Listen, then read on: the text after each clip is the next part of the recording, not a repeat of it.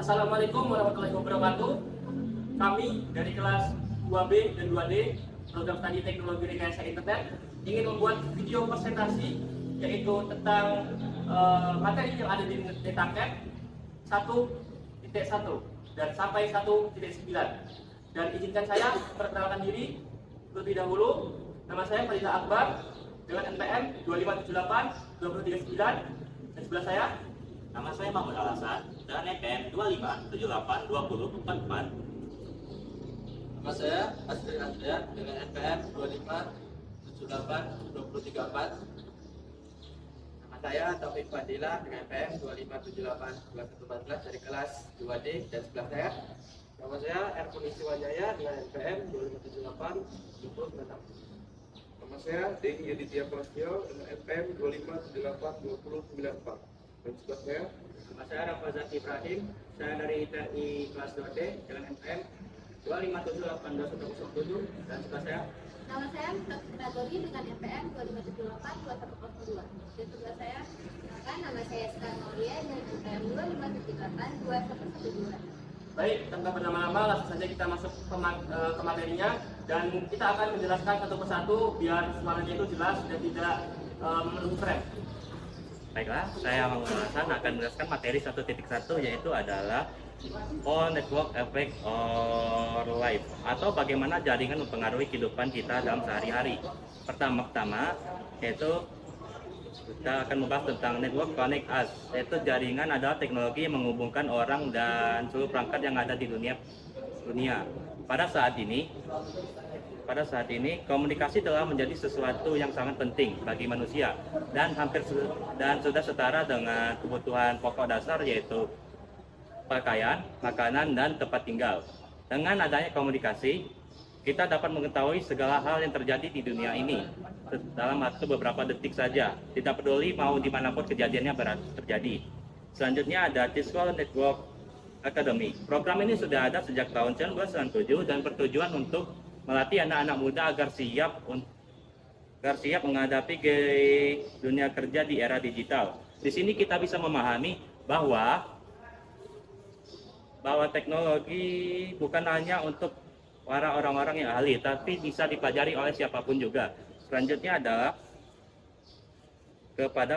ke bagian no boundaries atau perkembangan teknologi membuat batasan seperti jarak, waktu, dan lokasi tidak terlalu berpengaruh. Kita dapat terhubung dengan siapapun, dimanapun, dan kapanpun hanya dengan adanya jaringan internet. Dapat bekerja secara remote, berkomunikasi atau bermain dengan orang-orang yang ada di luar negeri, serta memungkinkan terbentuknya komunitas global yang saling terhubung tanpa batas. Selain itu, ada juga cloud computing. Cloud computing adalah teknologi yang memungkinkan kita untuk menyimpan, mengerjakan atau menjalankan sesuatu di internet, sehingga kita tidak terlalu tergantung pada sebuah handphone atau perangkat tertentu, dan dapat dilakukan di mana saja asalkan ada jaringan internet. Bisa di smartwatch, handphone, laptop, atau apapun itu, asal ada internetnya.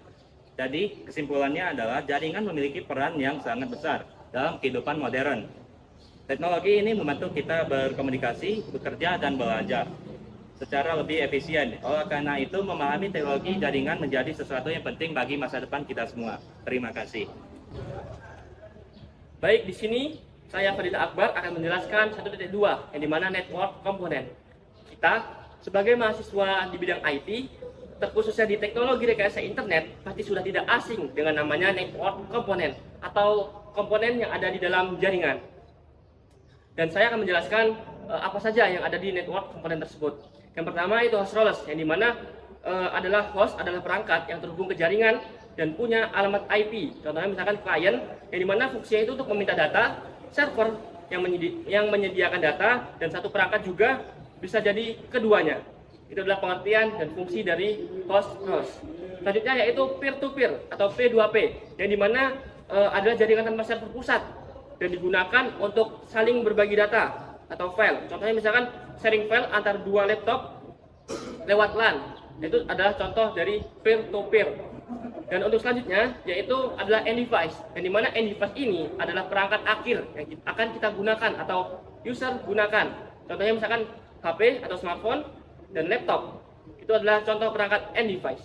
Selanjutnya yaitu intermediary device, yang dimana adalah perangkat perantara yang digunakan untuk mengatur lalu lintas data di jaringan. Contohnya itu seperti router, switch, dan access point yang berfungsi untuk mengarahkan data, menghubungkan jaringan, dan menjaga keamanan jaringan. Untuk selanjutnya, yang terakhir yaitu network media atau media jaringan. Jadi network media adalah yang digunakan untuk mengirim data atau berupa kabel. Contohnya misalkan kabel UTP, setelah itu fiber optik, dan kalau misalkan wireless, bisa juga wireless atau nirkabel. Seperti itu untuk media-media network media. Mungkin segitu saja penjelasan 1.2 dari saya. Saya Denny Aditya, di sini saya akan menjelaskan representasi dan topologi jaringan. Yang pertama, representasi jaringan. Arsitek dan administrator jaringan harus mampu menunjukkan seperti apa jaringan yang mereka nantinya. Mereka perlu dapat dengan mudah melihat komponen mana yang akan terhubung ke komponen lain, di mana komponen tersebut akan berada, dan bagaimana komponen tersebut akan terhubung. Jenis gambaran jaringan dikenal sebagai diagram topologi. Terminologi khusus digunakan untuk menjelaskan bagaimana masing-masing perangkat dan media ini saling terhubung. Yang pertama, kartu antarmuka jaringan atau NIC. NIC secara fisik menghubungkan perangkat akhir ke jaringan. Yang kedua, port fisik, konektor atau outlet pada perangkat jaringan, tempat media terhubung ke perangkat akhir atau perangkat jaringan lainnya. Yang ketiga ada antarmuka, port khusus pada perangkat jaringan yang terhubung ke jaringan individual. Karena router menghubungkan jaringan, port pada router tersebut sebagaimana antarmuka jaringan.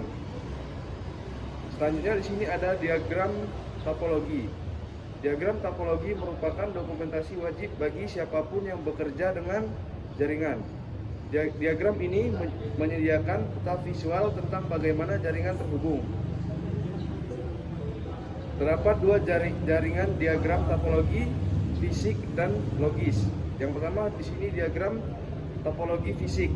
Diagram topologi fisik menggambarkan lokasi fisik, perangkat perantara dan insertual kabel. Seperti yang ditunjukkan pada gambar, Anda dapat melihat bahwa ruangan tempat perangkat ini berada diberi label dalam topologi fisik ini. Selanjutnya yang kedua, diagram topologi logika. Diagram topologi logis menggambarkan perangkat port, skema, dan pengamatan jaringan seperti yang ditunjukkan pada gambar. Topologi yang ditunjukkan dalam diagram fisik dan logis sesuai dengan tingkat pemahaman Anda pada tahapan ini dalam kursus. Cari di internet. Jika Anda menambahkan kata Cisco ke frasa pencarian Anda akan menemukan banyak topologi yang menggambarkan ikon yang mirip dengan yang telah Anda lihat pada gambar tersebut. Ya mungkin itu materi yang bisa saya sampaikan. Selanjutnya akan diteruskan oleh rekan saya. Di sini saya Taufik Fadila. Di sini saya akan menjelaskan tentang materi dari Cisco NetAchat 1.4, yaitu tentang jaringan, jenis-jenis jaringan dari berbagai ukurannya. Yang pertama itu di sini akan kita memulai memecah jaringan dari yang terkecil hingga yang terbesar. Nah, jaringan komputer itu bisa disebut juga jaringan yang terkecil itu yang sederhananya itu dari dua perangkat yang terhubung yang bisa saling berbagi informasi satu sama lainnya. Itu disebut jaringan yang sederhana dari jenis-jenis jaringan komputer. Lalu yang kedua di sini ada tentang SOHO, yaitu Small Office atau Home Office, yaitu jaringan terkecil dari LAN dalam sebuah gedung atau rumah atau sekolah yang dikelola oleh satu organisasi atau satu individu saja. Lalu di sini juga ada jaringan komputer yang dikelola oleh perusahaan atau organisasi yang lebih besar, yaitu di mana untuk menyimpan data server dan mengelola komunikasi seperti email serta mendukung kolaborasi antar karyawan. Dan juga di sini ada tentang jaringan peer to peer, yaitu di mana klien dan server di mana dua perangkat itu bisa sebagai klien dan server, bisa mengirim atau menerima file yang dihubungkan, yaitu bisa berperan sebagai klien dan server di jaringan peer to peer. Lalu di sini juga ada tentang LAN dan WAN, yaitu LAN yaitu local area network, di mana LAN ini yaitu sebuah jaringan komputer di mana dalam sebuah gedung di situ ada tentang jaringan komputer, seperti biasanya ada topologi star atau sejenisnya yang dalam satu gedung itu, tapi tidak mencakup gedung yang lain. Lalu ada WAN, Wide Area Network. Di sini WAN itu jaringan komputer di mana jaringan terhubung secara luas, yaitu seperti katanya wide, yaitu jaringan terhubung berkilo-kilometer, biasanya memakai jaringan fiber optik sebagai penghubungnya, kabelnya. Biasanya terhubung antara negara, antar negara-negara, antara benua, seperti itu. Lalu di sini juga ada internet, yaitu jaringan yang skala global yang dapat diakses secara mendunia, yaitu gabungan dari jaringan WAN dari seluruh dunia. Makanya disebut internet. Lalu di sini juga ada intranet dan extranet, di mana intranet ini jaringan komputer yang aksesnya hanya dimiliki oleh suatu organisasi tersebut. Biasanya ada kampus, yaitu hanya diakses oleh mahasiswanya, seperti biasanya menggunakan NIM atau sejenisnya biasanya untuk mengakses intranetnya ini. Lalu juga ada extranet, di mana sebuah jaringan intranet tadi, tapi aksesnya juga diberikan sebagian kepada publik, misalnya seperti mitra kerjanya. Nah, mungkin untuk bagian 141 itu hanya itu saja dari saya. Oke, yang selanjutnya ada koneksi internet ya, atau internet akses teknologi. Ini adalah cara kita terhubung ke internet. Dan jenis-jenisnya, yang pertama di sini ada DSL, yaitu Digital Subscriber Lines, atau lewat kabel telepon ya. Lalu ada kabel, yaitu lewat TV kabel, dan juga fiber optik ya. Fiber optik ini di sini yang paling cepat. Lalu ada wireless atau seluler, biasanya digunakan tanpa kabel. Lalu selanjutnya ada satelit, biasanya untuk daerah terpencil. Intinya semakin modern teknologinya, semakin cepat dan stabil juga koneksinya. Selanjutnya ada home and small office internet connection, atau koneksi internet untuk rumah atau kantor kecil. Ciri-cirinya biasanya digunakan sedikit mudah dan biayanya lebih murah. Lalu ada kecepatan yang cukup untuk kebutuhan sehari-hari. Contohnya ada wifi rumah, hotspot HP, dan juga modem internet. Perangkat utamanya yaitu modem yang menghubungkan ke internet, lalu router memanggil koneksi ke banyak perangkat. Intinya fokus pada kemudahan dan harga yang terjangkau. Selanjutnya ada business internet connection, yaitu koneksi untuk perusahaan atau bisnis. Ciri-cirinya digunakan banyak pengguna, lebih cepat dan stabil, dan ada keamanan tinggi, dan juga biayanya yang lebih mahal. Contohnya dedicated internet atau khusus perusahaan, dan juga fiber optik skala besar.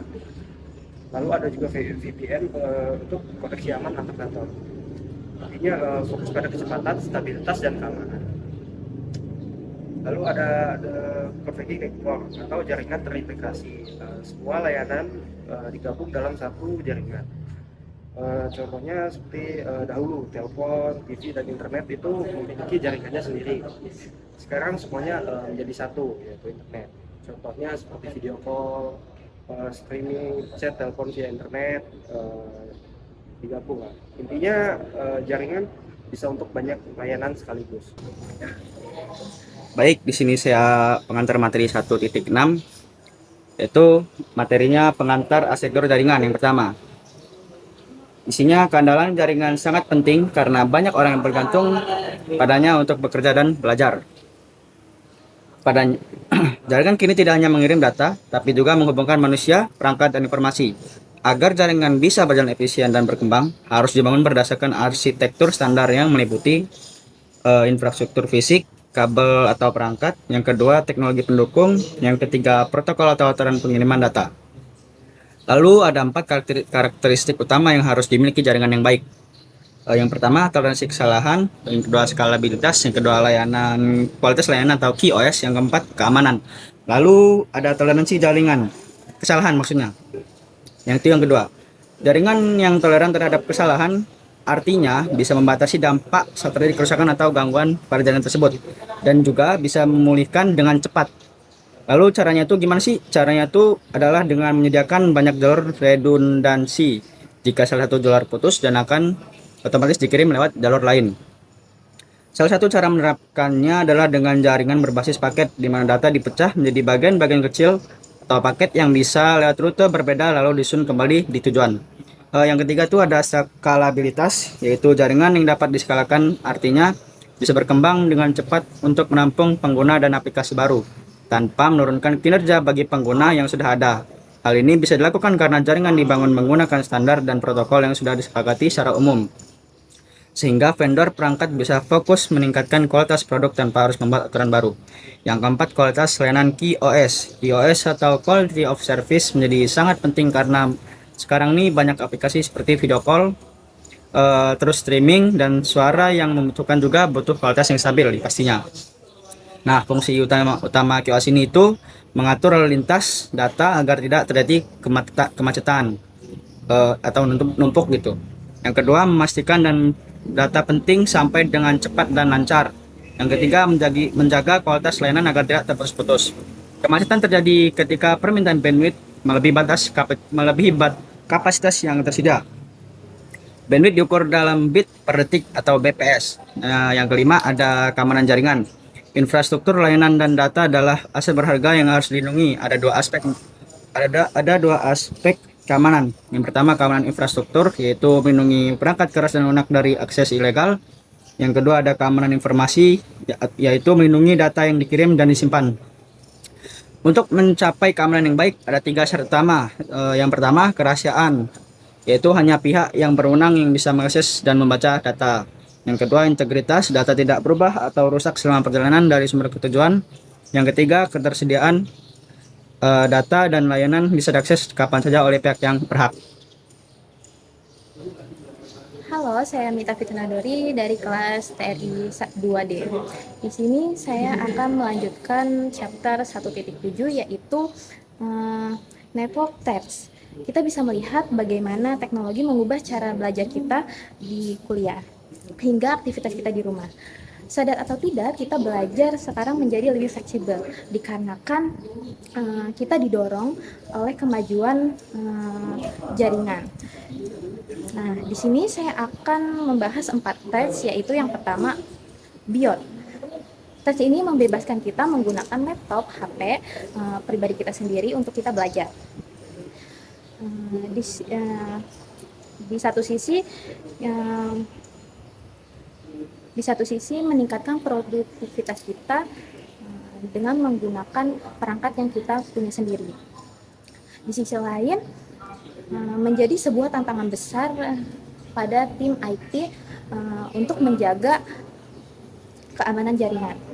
Yang kedua, ada online collaboration. Jaringan bukan sekadar akses internet, tapi bagaimana tim yang terpisah jarak bekerja sama secara real time. Seperti Cisco pada Webex yang menyediakan ruang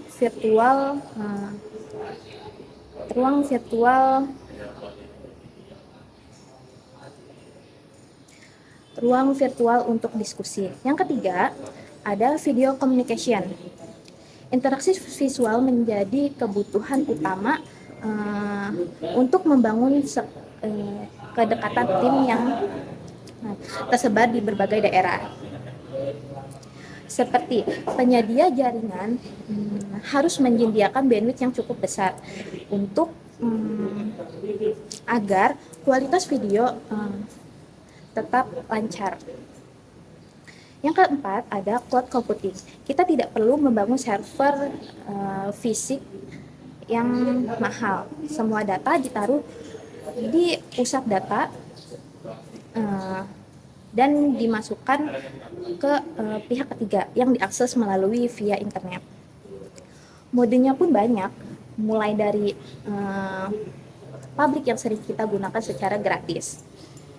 Kesimpulannya, teknologi jaringan di masa kini berfokus pada mobilitas, collaboration, dan otomasi. Semuanya hadir untuk menghapus menghapus batas jarak dan waktu demi kehidupan, demi mempermudah hidup kita. Ya. Perkenalkan, saya Asril Andrean. Di sini saya akan menjelaskan materi 1.9, yaitu tentang keamanan jaringan. Di era digital saat ini, keamanan jaringan bukan lagi pilihan, melainkan prioritas utama bagi semua orang, baik itu pengguna rumahan ataupun perusahaan besar. Hari ini saya akan membedah apa saja ancaman yang mengintai jaringan kita dan bagaimana cara mengatasinya. Ancaman keamanan jaringan bisa datang dari dua arah. Yang pertama dari eksternal atau dari luar, dan yang kedua dari internal, yaitu dari dalam. Adapun beberapa ancaman eksternal yang paling umum, yaitu yang pertama ada malware seperti virus, kemudian worms dan trojan horse. Kemudian ada spyware dan adware, yaitu perangkat lunak yang diam-diam mematai perangkat kita untuk mencuri data pribadi kita. Kemudian ada serangan zero day. Serangan zero day ini sangat berbahaya, yaitu dia memanfaatkan celah keamanan ketika celah tersebut baru pertama kali ditemukan. Kemudian ada DOS, yaitu denial of service. Serangan yang membuat layanan jaringan melambat hingga lumpuh total. Namun jangan salah, ancaman internal juga sangat berbahaya. Data bisa hilang akibat kelalaian karyawan, perangkat yang dicuri, atau bahkan penyalahgunaan akses oleh pihak dalam yang berniat jahat. Lalu bagaimana kita melawan malware untuk melindungi data pribadi ataupun perangkat kita ketika di perusahaan ataupun di rumah? Untuk jaringan skala kecil, mungkin seperti rumah ataupun kantor, solusinya biasanya mendasar namun sangat penting. Yang pertama yaitu menggunakan antivirus atau anti-spyware. Nah, antivirus dan anti-spyware ini wajib diinstal untuk gerbang keamanan untuk melindungi perangkat dari infeksi perangkat lunak. Kemudian ada firewall. Nah, firewall ini berfungsi sebagai gerbang untuk memfilter atau menyaring data keluar masuk dari luar ataupun dari dalam. Kemudian solusi untuk perusahaan besar, perlindungan yang harus berlapis. Jadi untuk perusahaan besar itu bukan hanya menggunakan anti spyware atau firewall, tapi menggunakan perlindungan yang berlapis. Nah, mereka biasanya menggunakan teknologi yang lebih canggih seperti sistem firewall khusus, kemudian ACL (Access Control List), IPS (Intrusion Prevention System), kemudian VPN. Nah, VPN ini biasanya digunakan untuk karyawan yang dia bekerja melalui remote, menggunakan kerjanya jarak jauh, agar akses dari pribadi ke perusahaan itu transkripsi sehingga tidak mudah dibaca oleh peretas. Nah, kemudian kesimpulannya, keamanan jaringan itu harus terus beradaptasi dengan seiringnya kemajuan teknologi. Tidak ada satu solusi tunggal yang sempurna. Itulah sebabnya kita butuh keamanan berlapis dan memahami infrastruktur switching dan routing. Switching dan routing itu mendasarinya. Kita bisa membangun pertahanan yang lebih kuat dari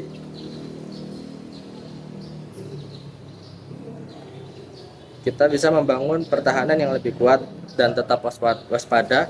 Halo semua, perkenalkan nama saya Sekar Mulia. Di sini saya akan membahas tentang materi 1.9 yaitu IT profesional. Yang pertama kita bahas adalah CCNA, yaitu Cisco Certificate Network Associate. Nah, di mana sertifikasi ini sangat penting saat kita mendaftar pekerjaan. Atau sertifikasi ini yaitu sertifikasi dari Cisco yang membuktikan bahwa kita mempunyai pemahaman dasar tentang jaringan komputer.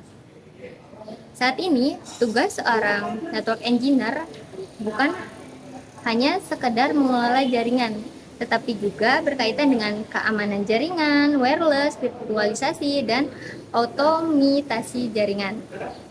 Karena itu, CCNA membantu kita memahami teknologi yang digunakan di dunia kerja saat ini. Setelah kita memiliki CCNA atau sertifikat dari Cisco ini, kita bisa melamar berbagai posisi pekerjaan seperti network administrator, network engineer, dan juga network arsitek. Untuk mencari lowongan pekerjaan, kita juga bisa memanfaatkan website Netakat atau platform pencarian kerja seperti Indeed dan Glassdoor.